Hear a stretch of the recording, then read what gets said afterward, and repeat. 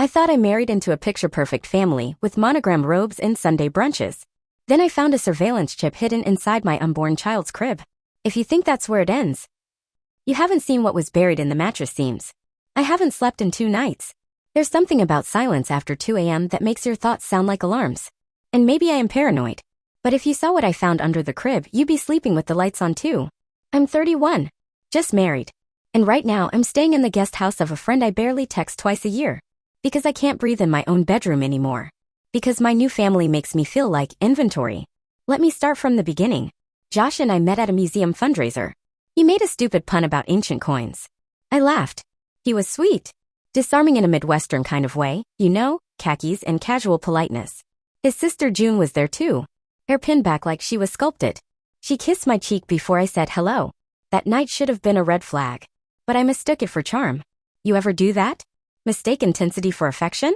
I didn't grow up with family traditions. So I thought it was nice when they all had Sunday brunches. Coordinated outfits. Personalized mugs. Their fridge had matching white label jars, sauces, pickles, lemon wedges. Their door had a hand-carved sign.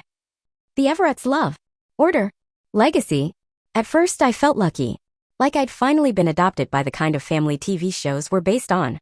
They gifted me a recipe binder at my bridal shower, organized, indexed, printed in cursive font. They said things like, "We Everett women don't cry. We solve." It wasn't until the 2nd month of marriage that I started noticing the glitches. Josh came home with a folded sheet of paper from his mom. A schedule, not for us, for me. Weekly expectations. Topics I should consider brushing up on before the next family dinner. Market trends, military history, and how to fold a fitted sheet without shame. I laughed it off. So did Josh. He said, "That's just mom being mom." But then June emailed us a shared Google Calendar labeled Everett Legacy Flow. She blocked out holidays 5 years in advance. I'm not kidding. There was a note for 2029, Ryan's second wedding, soft yellow theme unless vetoed. Ryan's not even dating anyone. You're probably thinking I should have run then. I didn't. Because these things come in soft waves. Not punches. I got pulled in. Smiled through it. Pretended that labeling our dogs toys and logging who brought what dish to Thanksgiving wasn't culty. But the real break didn't come until last month. We just found out I was pregnant. I was 10 weeks along. We hadn't told anyone outside our immediate circle. Then June showed up. No warning. Just her knock and a delivery crew. A white crib. Handmade. Lacquered. With our names already carved into a family tree panel on the side. At the base, under the roots, it read, "Welcome to the line." Josh called it thoughtful. I called it weird. But when I lifted the mattress to check its firmness, there was a flap cut into the padding. A chip. Embedded. And next to it, barely visible unless you knew where to look. A lens. A tiny, hidden lens. I didn't scream. I just stared at it. Like if I blinked, it would disappear. That's when I realized this wasn't about control. This was about surveillance. And when I showed Josh, he didn't even look surprised. He just said, "I'm sure there's an explanation." You ever feel like someone rehearsed your reaction before you had it? You probably think I'm being dramatic. Maybe I am. But this happened. The crib is still in the living room. And last night, I found the same carved phrase, "Welcome to the line," on the inside of my wedding ring. That's when I stopped pretending this was normal. I didn't tell my friend why I needed the guest house key. I said, "Short-term stress, and some noise at home." She handed it over without questions, the way people do when they sense your life is unraveling but don't want to be pulled into the knot. I left the crib where it was. Didn't touch it. Didn't mention it to Josh again. Because here's the thing. Once you start noticing the pattern, you can't unsee it. And I saw everything. You ever replay something small and suddenly realize it was never small? Like the way June hugged me at our rehearsal dinner. She didn't say, "Welcome to the family." She whispered, "Now we're all on the same page." At the time I smiled. Now it makes my skin itch. Or how my mother-in-law started calling me Unit 3. Not as a joke. Not once. Every group chat invite, every calendar label, I wasn't Lena. I was Unit 3, spousal branch, entry 2023. Josh thought it was a family nickname. He said his mom had called him Unit 1C until high school. Ignore it, he said. It's just a system. Makes her feel in control. But I wasn't in control. I was being categorized.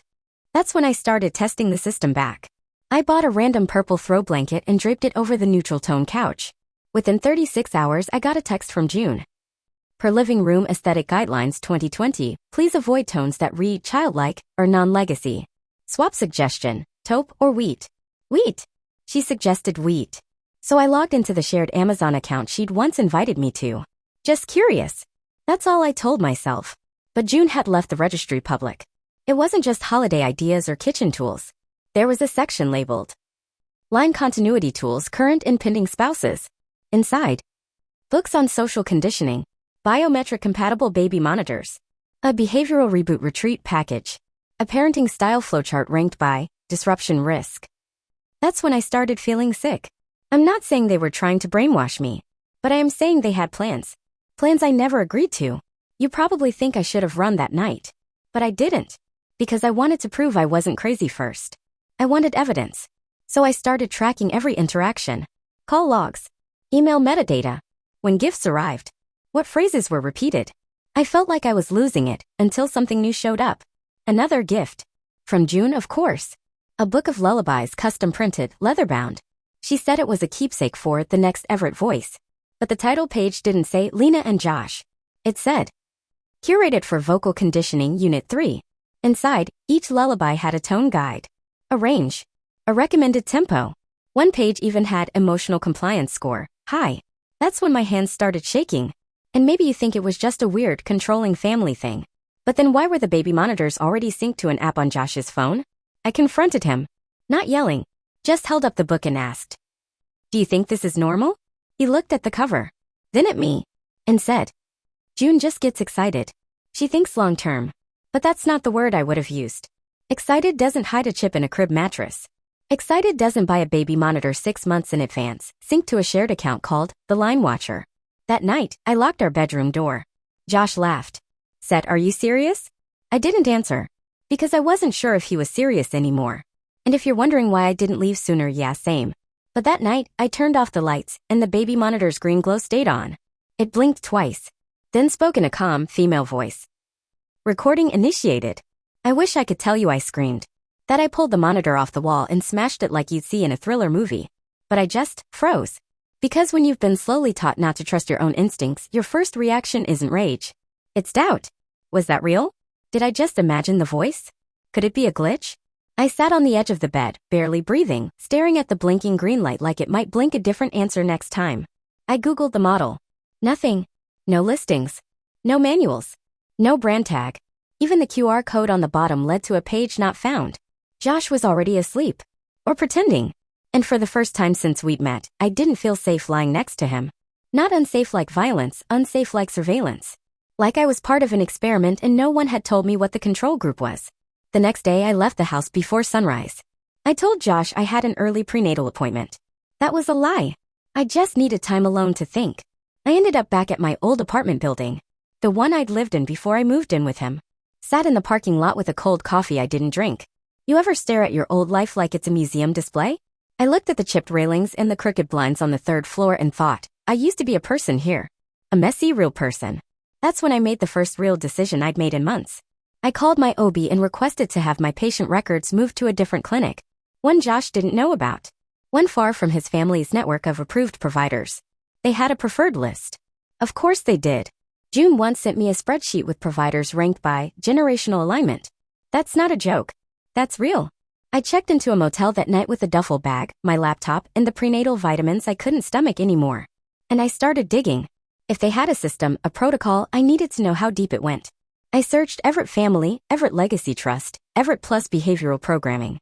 Most of what I found was surface level. Business articles, foundation awards, family reunions so staged they looked like pharma ads. But then I stumbled on a blog. Archived. Almost erased. Written by someone named Callie Ryder. The posts were short. Disjointed. But 2 entries chilled me. I said I didn't want the baby. June said it wasn't about what I wanted. They took the laptop. Said I'd compromised the line. Who does that to their own cousin? Callie Ryder. I remembered the name. Josh had mentioned a cousin who moved overseas for health reasons. I checked public records. There was no flight history. No passport renewal. No health license under her name. Just a missing persons report from 4 years ago, filed, then withdrawn by her father. Josh's uncle. I printed everything. Every PDF. Every archive snapshot. Every family photo that looked too coordinated to be normal. And then I did something I still feel ashamed of. I called my mom. We haven't spoken in 2 years. But I needed someone who remembered me. Who knew my real name before it became Unit 3. She didn't say much. Just come home. I'll make up the guest room. That night, I went back to the house. Not to stay. To see. Josh was sitting on the couch. Laptop open. Calm. He said I was getting worried. I said nothing. He stood. Walked over. Touched my stomach. And whispered, "You'll understand all of this once the baby's here." I stepped back like he burned me. Because he didn't sound worried. He sounded rehearsed. I asked him, "Did you know what was under the mattress?" His face didn't change. Then he said something I'll never forget. "This is bigger than us. You were chosen because you're resilient. Chosen. Not loved. Not trusted. Chosen. Like a lab rat. Or breeding candidate." That's when I walked into the nursery and pulled the whole crib apart. Tore the mattress open. Found 3 more chips. 2 lenses. And a slip of paper tucked into the corner seam. On it, just one phrase handwritten in silver ink. "All entries must comply by Q3. I don't know what you would have done, but here's what I did." I grabbed my duffel, my printouts, and my car keys. And as I backed out of the driveway, June stepped onto the porch. She was smiling. Like she'd been waiting. There's something humiliating about going backwards. About showing up to your mother's door at 31 with bags under your eyes and prenatal vitamins rattling in your purse. She didn't say, "I told you so." She didn't have to. I'd only meant to stay 2 days. It's been 3 weeks. And I still flinch when the doorbell rings. You probably think this part of the story gets easier. This "she escaped, she's safe now" chapter. But no one tells you how hard it is to recalibrate your instincts once they've been systematically rearranged. Because it's not just that I left. It's that I don't know what I left. I wake up wondering if Josh has tried to find me. Some days I'm terrified that he hasn't. Other days I check my phone like a reflex, wanting a message, dreading it, needing confirmation that I existed at all to them. I blocked his number. I checked the blocked list anyway. My mom tries. She leaves food outside my door. Washes my clothes without asking. But she doesn't ask questions, not about June, not about the baby, not about the chips I taped into a Ziploc and buried in the back of her freezer. It's like she knows I can't say the words out loud yet. Instead, I started keeping a notebook. I write down everything I remember. Phrases. Dates. What colors we were allowed to wear on holidays. Every time I said yes when I meant no. Every time Josh said legacy like it was a good thing. One night, I looked up the name of the monitor again. Still nothing. But then I checked Josh's LinkedIn. His current project? Legacy Interface Behavioral Cohort, Domestic Application Division. No company name. No links. Just that. I don't know if it's a front. I don't know if it's code. But the acronym spells LBC Dad. And that broke me. Because I remembered something June said at brunch right after I told them we were pregnant. She tapped her glass and smiled. "It's finally his turn. The line needs another anchor." At the time, I thought she meant fatherhood. Now I'm not sure she meant me at all. You ever feel like your whole life was someone else's project file? That week, I switched OBs again. Under a different name. I used my middle name and dropped my last. Paid cash. Told them I was recently out of a high control group. Didn't say cult. Didn't need to. The nurse just nodded. Gave me a private number and said, "You're not the first." She didn't elaborate. But she didn't blink either. The next shift happened 2 days later. I opened Instagram on autopilot and saw them. The Everetts. Perfectly framed fake-handed photo at a vineyard. Josh was there. Holding a glass of wine. Laughing. The caption, posted by June. "Some units detach. The line adjusts. #legacy unbroken." You read that right. She posted about me. And in the comments a string of hearts and "You're so strong" and "Family first always." Like I was the villain in some invisible storyline they were controlling. I didn't comment. But I saved the photo. I saved everything. Because here's the quiet part no one sees. I didn't burn it all down. I archived it. Emails. Texts. Drive folders. Calendar invites. Audio from the baby monitor the night it spoke. The spreadsheet June accidentally shared with me that included the words. Non-compliant units, evaluate Q4 options. Whatever that means. Whatever they meant to do. They can't say it didn't happen. Want to laugh? Go ahead. But I ordered an external hard drive, locked it in a fireproof box and labeled it insurance. And this morning when I logged into my email, there was a message from Josh's work address. No subject. No text. Just one attachment. A sonogram image I didn't recognize, labeled, retained asset, viability confirmed. I didn't open the image right away. The file name alone made my skin go cold, retained asset, viability confirmed. That's not how people talk about a baby. That's how they talk about property. And I knew it wasn't an old image. My current OB had done a scan only 4 days earlier. I recognized the resolution pattern, the exact curvature of the spine. This wasn't a duplicate. They had access. Somehow. I called the clinic. Asked if anyone had requested my records. They said no. Then hesitated. After a pause, the receptionist added quietly, "But there was a login attempt to your portal from a flagged IP. We didn't let it through." I asked if it was Josh. She said she couldn't confirm that. But she did say this. Whoever it was, they knew exactly where to look. So no, I wasn't paranoid. I was hunted. I didn't sleep that night. I sat in my mom's kitchen, lights off, laptop open, flipping through screenshots like they were pages from a horror script no one had paid to write. The phrases repeated like propaganda. Unit deviation is expected in early trimesters. Maintain neutral public perception. Secure line anchors before phase 2 deployment. They weren't just controlling. They were preparing for something that felt bigger than me. Bigger than Josh. Bigger than family. You ever find yourself wondering if your whole relationship was a setup? By sunrise, I'd made my decision. Not to hide. To confront. But not with yelling or tears. I knew that wouldn't work on them. People like that don't respect pain. They respect silence. Strategy. Documentation. So I sent an email. One line only. "If you want to talk, do it where we both feel safe." 20 minutes later, June replied. No hesitation. No delay. Tuesday, 4 p.m., the glass house. You pick the room. No recording devices allowed. I didn't tell my mom. I didn't tell anyone. Because I knew if I said it out loud, someone would try to stop me. But I couldn't live with the idea that they still believed I was theirs. The glass house was a public co-working space, wide windows, too many plants, overpriced teas. I picked room 3C, the most central room. No curtains. Full visibility. Cameras on the outside. They arrived early. Josh. And June. Not the whole clan. Not a lawyer. Just them. As if they thought they could reason with me. Josh looked like he hadn't slept either. June looked radiant. You know the type. The calm before a press release. I didn't say hello. I sat. Waited. June opened her notebook. Of course she brought one and began. "First, we want to acknowledge the distress this transition has caused you. That was never the goal." I laughed. Quiet. Ugly. Then said, "Let me guess. The goal was compliance." She didn't blink. Josh looked away. I pulled out a printed copy of the sonogram image and laid it on the table. "I didn't send this. My doctor didn't send this. How did you get it?" Josh opened his mouth. Closed it. June answered instead.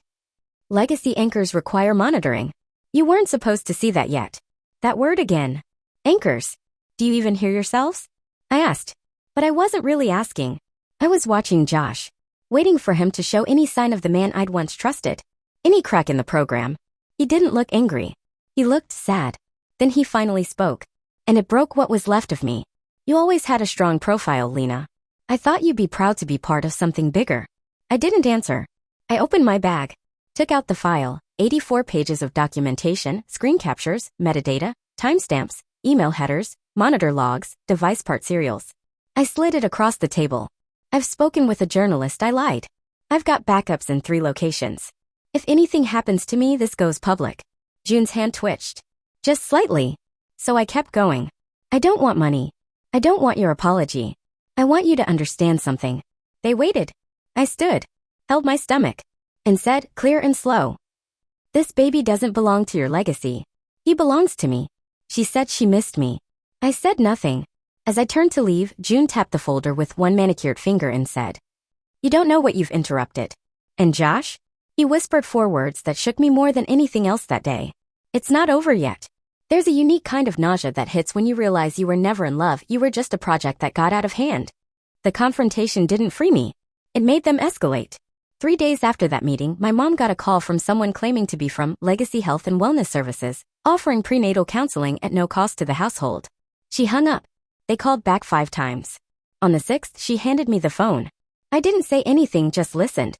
A woman's voice, pleasant, robotic, said, "We're following up to make sure your behavioral reintegration plan remains active during gestation. Please confirm address for the delivery of Phase 2 materials." I hung up, blocked the number, threw up twice that afternoon. I know what you're thinking, go to the police, go public, get a lawyer. I tried. But here's what no one tells you.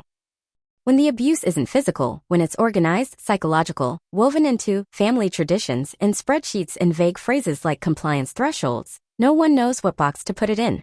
The officer I spoke to said they haven't technically broken any laws unless you can prove the surveillance happened in a private space without consent. I said, "They put a chip in a crib." He said, "Do you still have the chip?" I didn't. I'd mailed it to a friend out of state for safekeeping, and I wasn't about to pull them into this. You ever feel like the only person screaming while the room stays silent? I started getting packages again. Unmarked. White boxes. Inside, prenatal supplements.